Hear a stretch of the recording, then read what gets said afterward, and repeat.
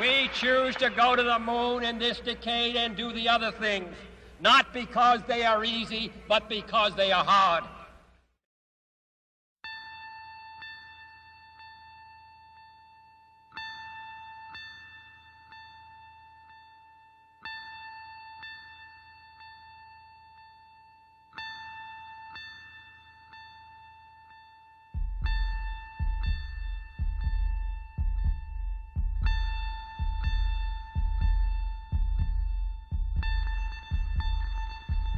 We had an expansive run in the 60s and the 70s.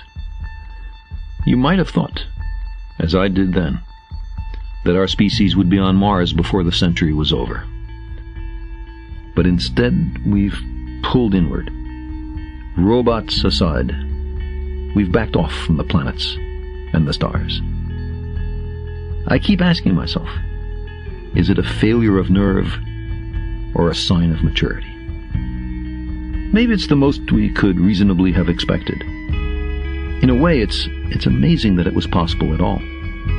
We sent 12 humans on week-long excursions to the moon, missions that returned a wealth of data, but nothing of short-term, everyday, bread on the table, practical value, or at least not much. They lifted the human spirit, though. They enlightened us about our place in the universe. A highly visible program affecting our view of ourselves might clarify the fragility of our planetary environment and the common peril and responsibility of all the nations and peoples of Earth. There's something more. Spaceflight speaks to something deep inside us. Many of us, if not all.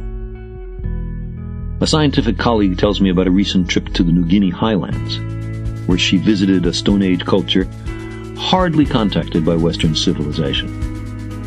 They were ignorant of wristwatches, soft drinks, frozen food. But they knew about Apollo 11. They knew that humans had walked on the moon. They knew the names of Armstrong and Aldrin and Collins.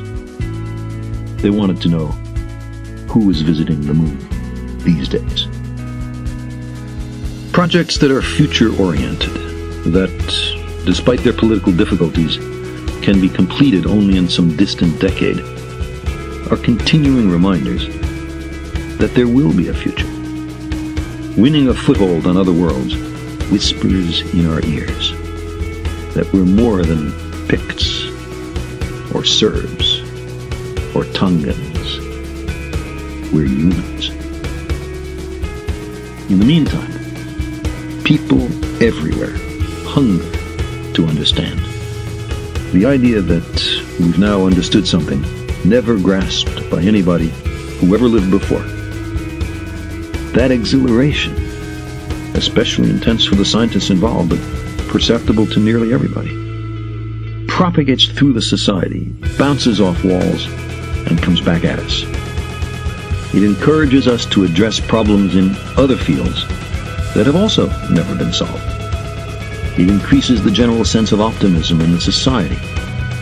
It gives currency to critical thinking of the sort urgently needed if we're going to solve hitherto intractable social issues.